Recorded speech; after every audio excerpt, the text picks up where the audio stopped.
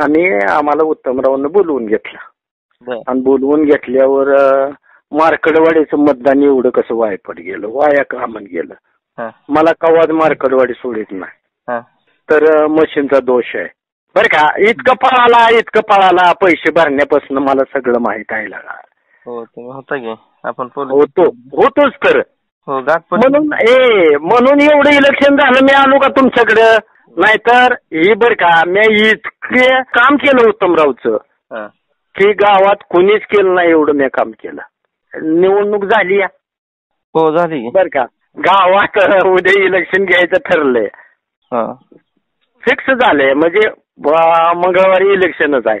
Election आहे म्हणजे काय करायचं आहे माहिती आहे का. खरंच उत्तमरावला विरोधात गेलोय, मतदान का पडलंय, पीठीचा दोष असेल, फक्त पीठी घालवायचा आहे. फायदा झाला आणि आता तुमचा तोटा झालाय. आमचा तोटा आहे ना, मग आम्ही कशासाठी आपदायचं. बरोबर आहे.